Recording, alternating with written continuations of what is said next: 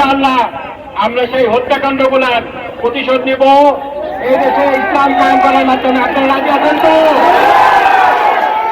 ইনশাআল্লাহ।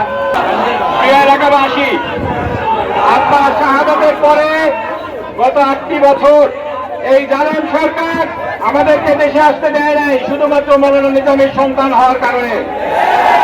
আজকে আল্লাহর রহমতে ছাত্র জনতার আন্দোলনের কারণে এই ফ্যাসিবাদের পতন হওয়ার কারণে আল্লাহর রহমতে আমরা আবার ফিরে এসেছি আল্লাহর দরবারে শুকরিয়া জানানোর ভাষায়। অনেকেই জিজ্ঞেস করেন আমরা প্রতিশোধ নিতে চাই কিনা। হত্যাকাণ্ডের বিচারের দায়িত্ব সরকারের, আমরা আশা করি সরকার সুষ্ঠু বিচার করবে। তবে আমরা যেটা বলতে চাই সেটা হলো মৌলানা নিজামীর রক্তের দাম আল্লাহর কাছে অনেক বেশি। কি বলে ওখানে ঠিক কিনা? আমার পিতা মৌলানা মতিউর রহমান নিজামী একজন শহীদ, আমার পিতার প্রধান অনুসরণ করে ইসলামের খেদমত করে যেতে পারি। এবং আমি আপনাদের কাছ থেকেও কথা নিতে চাই, মৌলানা নিজামীর মতো আমরা সবাই ইসলামের আলোকে আমাদের জীবন গড়ব। পারবো কিনা বলি? ইনশাআল্লাহ। এখন আমি আমার পিতার কবর জিয়ারত করার জন্য যাব। আপনাদের বেশি সময় নিব না, আপনাদেরকে ধন্যবাদ জ্ঞাপন করে আমার বক্তব্য এখানে শেষ করছি। ওয়া আখিরু দাওয়ানা আলহামদুলিল্লাহ।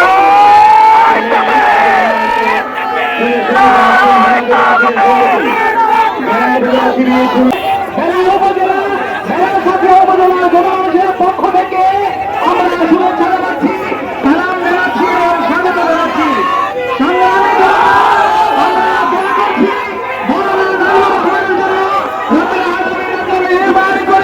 তাকে হায়াতুত তাইয়্যিবা প্রদান করুন, যাতে করে সে আগামী দিনে আমাদের মাঝে কারিগরে এসে কাজ করতে পারে।